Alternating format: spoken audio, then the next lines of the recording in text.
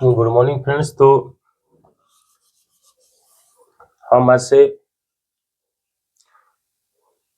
Modern history का topic start कर रहे हैं, यानी आधुनिक भारत का इतिहास आज से शुरू किया जा रहा है इस चैनल पे। तो ये लेक्चर पहला होगा आधुनिक भारत के इतिहास का।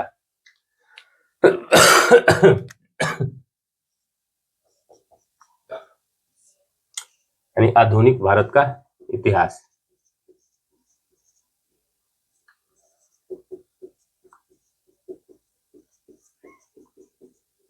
मॉडर्न हिस्ट्री इसमें, और ये इम्पोर्टेंट भी है किसी भी एग्जाम के लिए, सबसे ज्यादा महत्वपूर्ण टॉपिक यही है।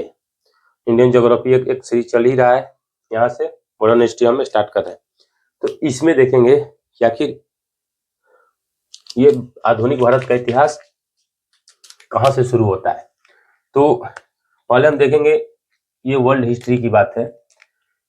जैसे आप भूमध्य सागर देखेंगे तो यहाँ पे देखेंगे यूरोपियन कंट्री में ये पुर्तगाल के ऊपर स्पेन के ऊपर यहाँ से कुछ इस तरह से फ्रांस, ये मान लीजिए ये पुर्तगाल है, ये स्पेन, फ्रांस कुछ इस तरह से लगा हुआ है। और यहाँ पे देखेंगे ये इटली कुछ इस तरह से आया हुआ है। इटली के बाद फिर यहाँ से ये ग्रीस, ये वाला एरिया मान लीजिए। तो इसमें क्या था कि उस टाइम पे ये यहाँ इटली है, राजधानी इसकी मान लीजिए रोम, और ये ग्रीस है। ये वर्ल्ड मैप ऐसे रखिएगा, इसके ऊपर और भी कंट्री है, जर्मनी, स्विट्जरलैंड, ये सब, ऑस्ट्रिया, ये सब ऊपर आ जाएंगे। हम सिर्फ देख रहे हैं जो भूमध्य सागर से लगे हुए देश है वो। यहाँ पे देखेंगे ये एक कस्तनतुनिया, जिसको हम आजकल के दौर में क्या बोलते हैं, इस्तांबुल।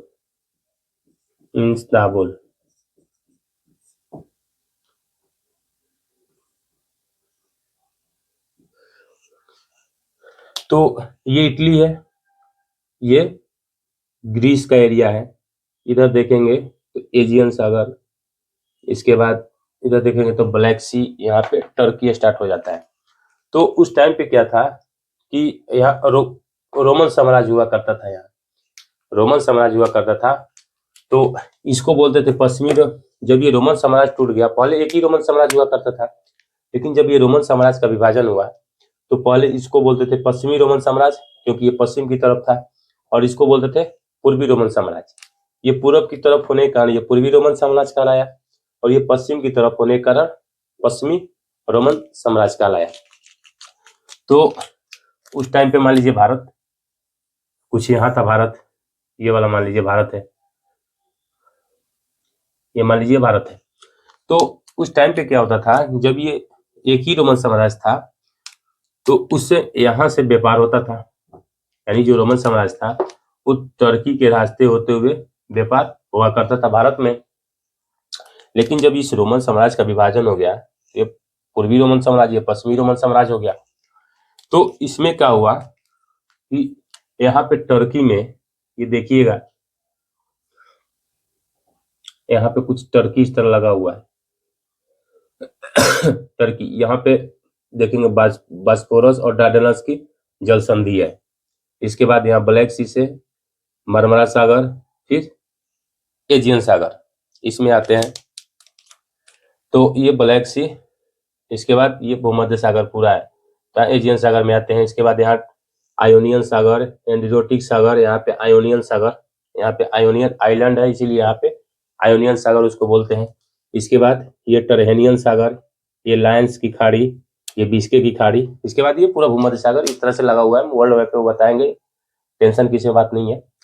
तो बस ये याद रखिए कि बास्फोरस और डार्डेनल्स की जल संधि थी, तो इसके थ्रू क्या होता था, भारत से व्यापार हुआ करता था रोमन साम्राज्य का। लेकिन जैसे ही रोमन साम्राज्य का विभाजन हो गया तो यहाँ पे एक नया साम्राज्य आया, ऑटोमन एम्पायर। आप इसका सीरियल भी देखते होंगे, इर्तुगरुल गाजी उजी कुछ करके आता है सीरियल ऑटोमन एम्पायर में। तो इसने क्या किया कि इस पे अटैक कर दिया। तो जो पश्चिमी रोमन साम्राज्य था उसकी राजधानी थी रोम, लेकिन पूर्वी रोमन साम्राज्य की राजधानी थी कस्तंतुनिया, जिसको आजकल हम इस्तांबुल बोलते हैं, जो तुर्की का पार्ट है। तो उसकी राजधानी हुआ करती थी एक टाइम पे कस्तंतुनिया, यानी कस्टेंटिनोपल उसको बोलते थे। तो इस ऑटोमन एम्पायर ने क्या किया कि यहाँ लिखिए, जब रोमन साम्राज्य का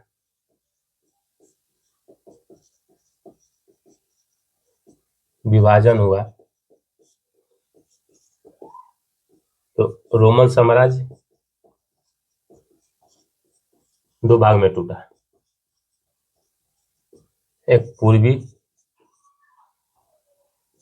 पूर्वी रोमन, जिसकी राजधानी कहाँ थी, कस्तंतुनिया,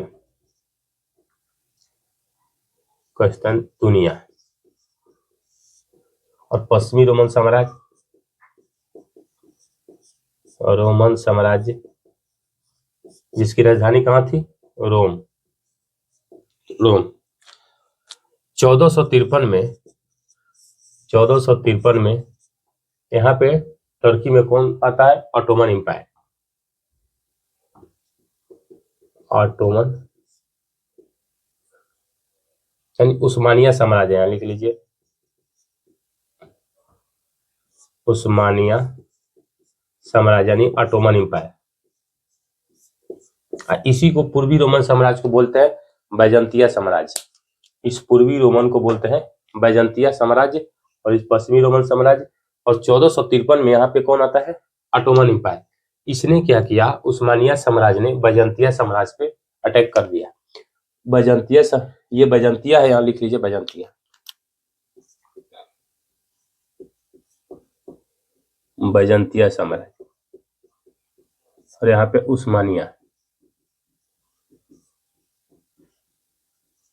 उस्मानिया साम्राज्य। तो इसने क्या किया, इस पे अटैक कर दिया। जब अटैक करके इसकी राजधानी पे अधिकार कर लिया, 1453 में उस्मानिया साम्राज्य ने बैजंतिया साम्राज्य पर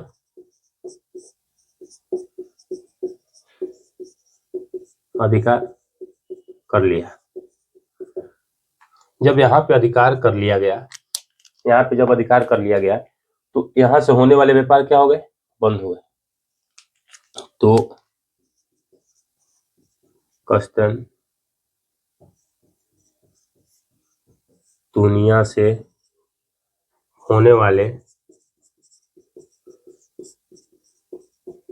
व्यापार बंद हो गए।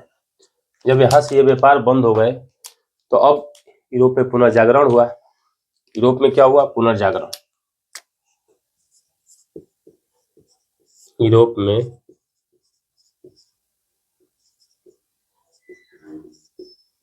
में पुनर्जागरण हुआ। जब यूरोप में पुनर्जागरण हुआ तो वो लोग भारत से व्यापार करने के लिए नए नए मार्गों की तलाश करने लगे। अब जो ये वाला था, इसमें ऑटोमन एम्पायर हेवी था, यानी ऑटोमन एम्पायर हावी हो रहा था इस पे, यानी पश्चिमी जो रोमन साम्राज्य था या बैजंतीय साम्राज्य था, इस पे हावी था ऑटोमन एम्पायर। उस टाइम पे काफी मजबूत था ये, तो इससे व्यापार नहीं हो पा रहा था। तो इन लोगों ने नए नए रास्तों की तलाश करना शुरू कर दिया।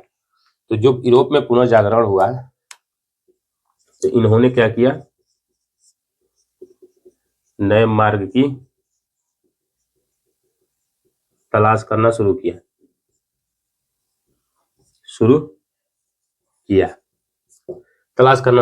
इसी में देखेंगे कि 1492 में स्पेन का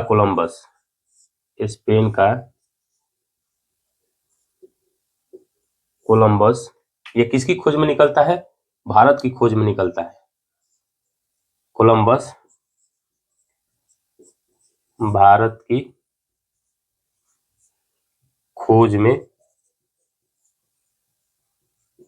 निकलता है, लेकिन ये कहां पहुंच जाता है, अमेरिका। लेकिन यह अमेरिका पहुंच जाता है।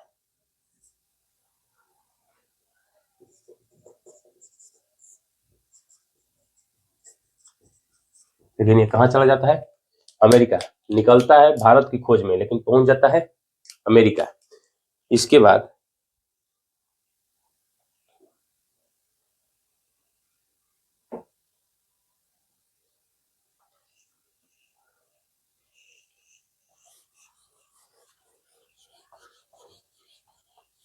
ये मिटा देता हूं मैं, इसका कोई काम नहीं है।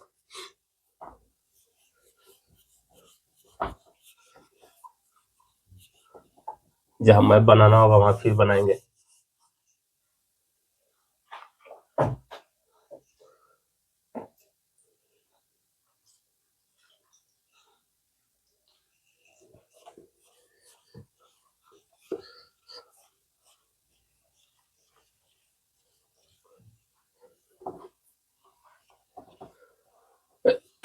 इसके बाद क्या हुआ कि पुर्तगाल वासी वो भी भारत से व्यापार करने के लिए नए नए मार्गों की खोज करने लगे।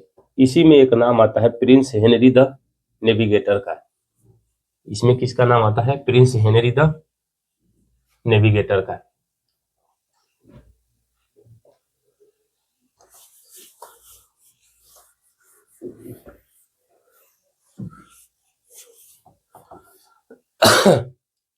तो जो कोलंबस था वो तो अमेरिका पहुंच गया।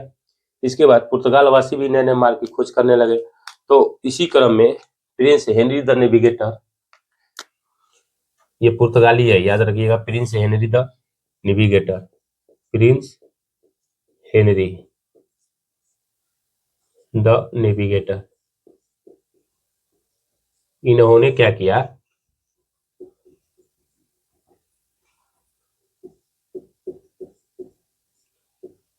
अफ्रीका के पश्चिमी तट का नक्शा तैयार किया। अफ्रीका के पश्चिमी तट का नक्शा तैयार किया। अब क्यों तैयार किया वो भी देख लीजिए, क्योंकि ये तो हम आपको बता चुके हैं।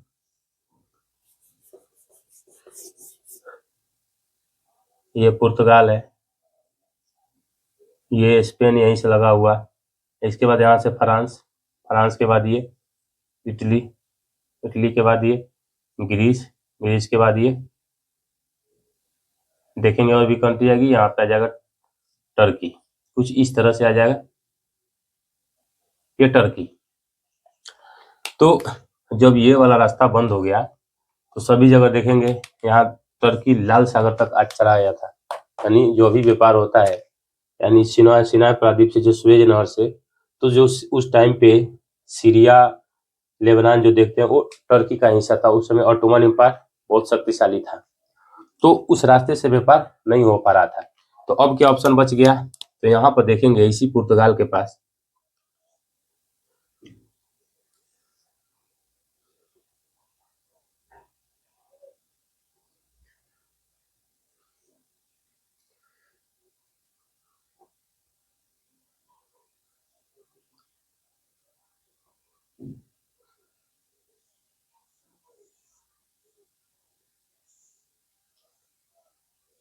ये अफ्रीका लगा हुआ है। इसी पुर्तगाल के पास अफ्रीका लगा हुआ है। तो पुर्तगालियों ने क्या सोचा कि जब ये वाला रास्ता बंद हो गया तो यहाँ पे देखिएगा, ये यहीं पे अरब प्रायद्वीप है, यहाँ पे अरब प्रायद्वीप है। तो जब ये वाला रास्ता बंद कर दिया उस्मानिया साम्राज्य ने, ऑटोमन एम्पायर ने, ये इन लोगों ने सोचा कि हम लोग व्यापार अब इधर से करेंगे, इधर से करेंगे। लेकिन इधर से जाने का इन लोगों के पास नॉलेज नहीं था। तो सबसे पहले प्रिंस हेनरी द नेविगेटर ने क्या किया? इस पश्चिमी तट का नक्शा तैयार किया, पश्चिमी तट का नक्शा तैयार किया। तो याद रखिएगा कि अफ्रीका का पश्चिमी तट का नक्शा किसने तैयार किया था? प्रिंस हेनरी द नेविगेटर ने। और सबसे पहले आने का प्रयास किसने किया था? तो बार्थोलोमेव डियाज ने।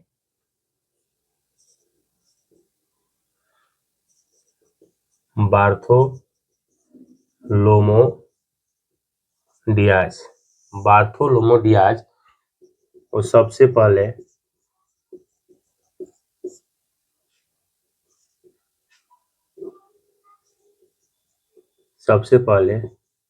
केप ऑफ गुड होप इसको बोलते हैं आशा अंतरिक्ष।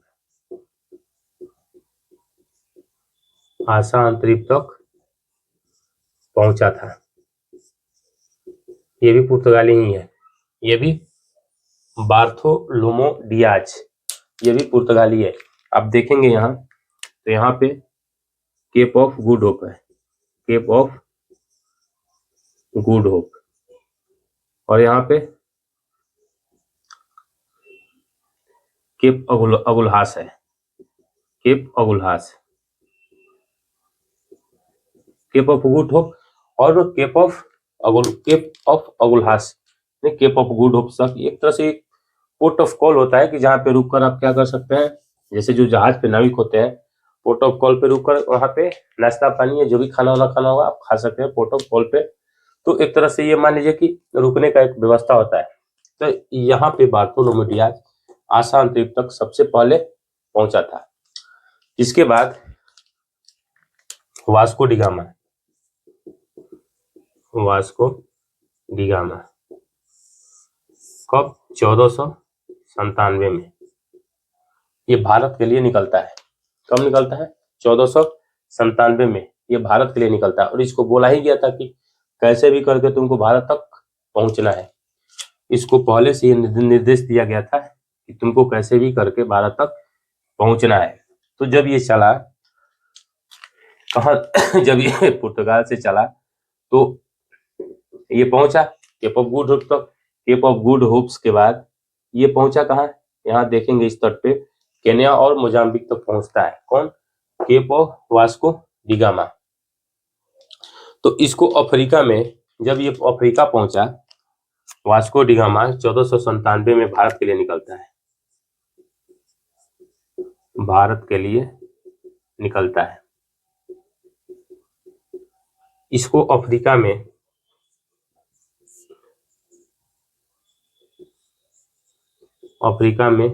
एक पथ प्रदर्शक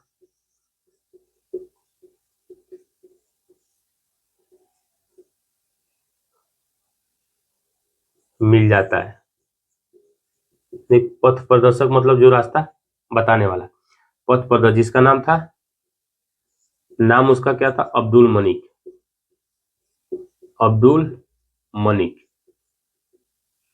ये कहाँ का था? गुजराती था, ये गुजराती था। तो वास्को डिगामा जब निकलता है भारत के लिए, तो ये जब अफ्रीका पहुंचता है तो अफ्रीका में इसको एक पथ प्रदर्शक मिल जाता है जिसका नाम था अब्दुल मलिक। वो कहाँ का था? ये गुजराती था। तो इसी अब्दुल मलिक के सहारे ये वास्को डिगामा भारत तक पहुंचता है और यही इसको भारत लेकर आता है। और किस रास्ते से ये वास्को डिगामा जाता है? तो यहाँ देखेंगे ये मोजाम्बिक का एरिया, ये वाला रास्ता, और यहाँ पे केन्या, यहाँ पे केन्या। तो इस रास्ते के थ्रू वो भारत पहुंचता है। तो यानी ये केन्या तथा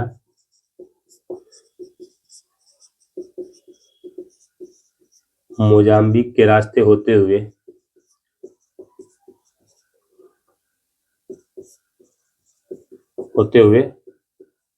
भारत पहुंचता है। और कहाँ पहुंचता है? कालीकट बंदरगाह पे।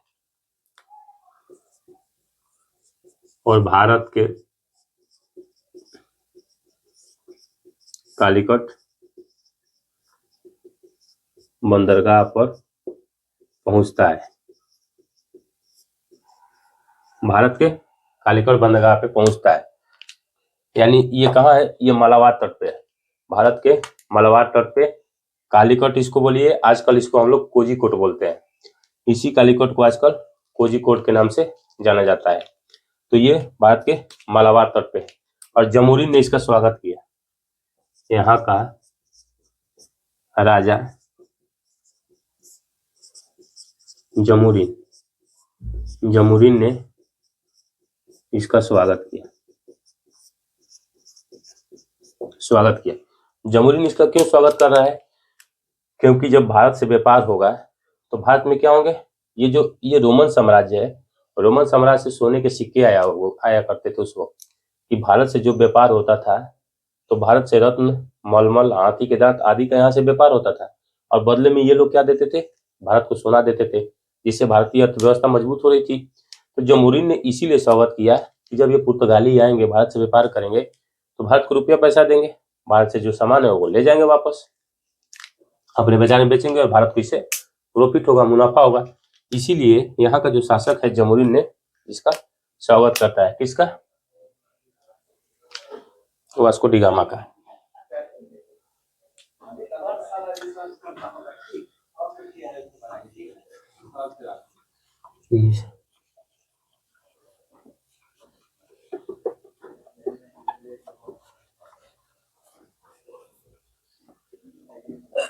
यहाँ पे क्या किया, वास्को डी गामा 3 महीने तक रुका। ये मिटा देता हूँ, अब इसका काम नहीं। अब बस आप जान गए कि किस रास्ते से होकर जाता था, बस इसीलिए मैं बनाना था कि किस रास्ते से आया और किस रास्ते से गया। तो यहाँ पर वास्को डी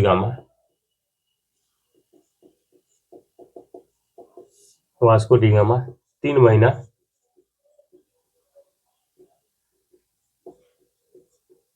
रहता है। कितना? यहाँ पे वास्को डी गामा 3 महीना रहता है। जब 3 महीने बाद ये वापस जाता है, इसके बाद वो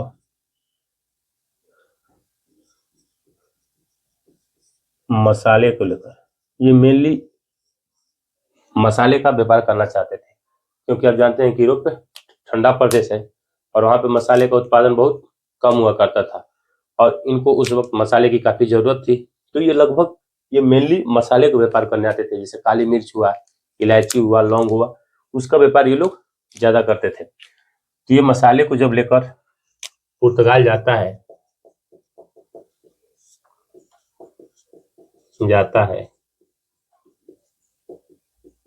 और उसे वहां के बाजार में, कहा, पुर्तगाल के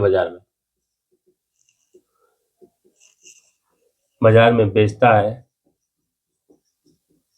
तो इसे 60% की प्रॉफिट होती है। कितना? 60% प्रॉफिट होती है। सोचिए 60% प्रॉफिट हो रहा है। तो इसके मन में भी लालच आने लगा कि हम क्यों ना धीरे धीरे भारत से व्यापार करें और हम अधिक से अधिक मुनाफा कमाएं। तो इसे पुर्तगालियों को भी लगने लगा, वहां के राजा को भी लगने लगा। तो इसी क्रम में वहां के राजा ने क्या किया कि एक कंपनी बना दी। इसी के क्रम में राजा ने एक कंपनी बना दी। तो यहाँ पे लिखिए कि इसी क्रम में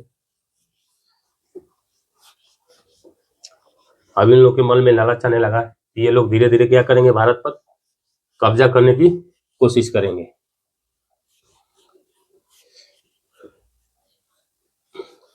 और एक मान लीजिए क्वेश्चन पूछा जाता है कि इसको वास्को डी गामा को किसने भेजा था। मान लीजिए क्वेश्चन पूछा जाए कि वास्को डी गामा को किसने भेजा था, तो वहां का राजा था जिसका नाम था इमैनुअल फर्स्ट। यहाँ लिखिए, पुर्तगाल के राजा ने, पुर्तगाल के राजा कौन था? Emmanuel first. इसी ने वास्को डी गामा को भेजा था। तो इसने क्या किया, एक कंपनी बना दी। इसी ने व्यापार करने के लिए एक कंपनी बनाया और उस कंपनी का क्या नाम था? स्टाडो द इंडिया, यानी स्टाडो द इंडिया। व्यापार करने के लिए एक कंपनी बनाया, स्टाडो द इंडिया। किसने बनाया? इमैनुअल फर्स्ट ने बनाया। ये वहां का राजा था। तो जब ये राजा है तो ये कैसी कंपनी हुई? ये सरकारी कंपनी थी। यहाँ लिख लीजिए, सरकारी कंपनी थी। और यही सरकारी कंपनी का होना इसकी पतन का कारण भी बनेगी, ये हम आगे चलकर जानेंगे। और इस जो कंपनी था, इसको 3 उद्देश्य दिए गए थे। इसको क्या क्या अधिकार दिया गया था? इसको दिया गया था पहला धार्मिक अधिकार,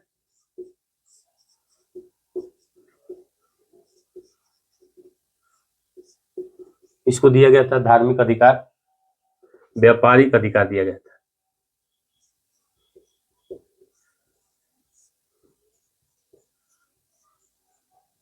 और सैन्य अधिकार भी दिया गया था।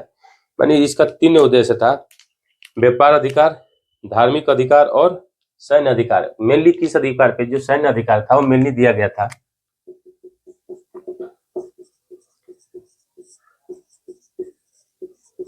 सैन्य अधिकार, ये दिया गया था मेनली हिंद महासागर पर कब्जा करने के लिए। हिंद महासागर पर कब्जा करने के लिए, हिंद महासागर पर कब्जा करने के लिए। तो धार्मिक अधिकार, व्यापारिक अधिकार और सैनिक अधिकार, 3 अधिकार दिए गए थे। ये हिंद महासागर पर कब्जा क्यों करेंगे? ये हिंद महासागर पर कब्जा इसलिए करना चाह रहे थे क्योंकि जो लोग भी इस हिंद महासागर से व्यापार करने आएंगे, मान लीजिए कोई और यूरोपीय आता है व्यापार करने, तो इससे ये लोग क्या करेंगे, अगर इन लोग का कब्जा होगा तो ये लोग उससे ज्यादा से ज्यादा टैक्स वसूलेंगे, जिससे इनका रेवेन्यू भी बढ़ेगा, इनकी अर्निंग भी बढ़ेगी, इनकी प्रॉफिट भी बढ़ेगी। तो इसीलिए हिंद महासागर पर कब्जा करने के लिए इनको अधिकार दिया गया है, धार्मिक अधिकार, सैन्य अधिकार और व्यापारिक अधिकार, ये तीनों दिया जाता है। तो इसी क्रम में क्या होता है कि पेड्रो अल्वारेज, इसी क्रम में क्या होता है कि पेड्रो अल्वारेज 1500 में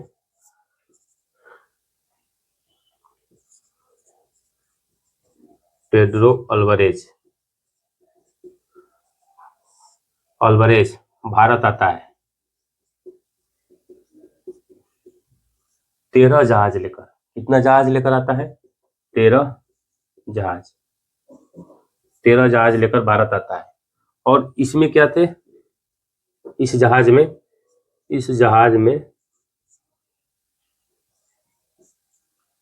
नौसैनिक थे, नौसैनिक थे। अब ये क्यों आए थे? क्योंकि इन लोगों को कब्जा चाहिए था और ये लोग ज्यादा से ज्यादा प्रॉफिट, इन लोगों के मन में लालच होने लगा कि ज्यादा से ज्यादा प्रॉफिट कमाए, क्योंकि इनका अगर एक अधिकार रहेगा मान लीजिए व्यापार से, तो ये भारत से मसाला ले जाएंगे, यूरोप में बेचेंगे, यूरोप में ज्यादा से ज्यादा प्रॉफिट कमाएंगे। इसीलिए ये लोग क्या चाह रहे थे? अधिकार करना चाह रहे थे। कहाँ? पूरे हिंद महासागर पे, क्योंकि एक वही रास्ता था, आपको बताए हैं कि अफ्रीका के जो पश्चिमी तट था उसी रास्ते से व्यापार होता था, और अफ्रीका भी हिंद महासागर से लगा हुआ है। आपको बताएं, इधर देखेंगे तो अटलांटिक महासागर, इधर देखेंगे तो हिंद महासागर। तो इसीलिए लोग क्या चाह रहे थे कि उस पे अधिकार करना चाह रहे थे, हिंद महासागर पे।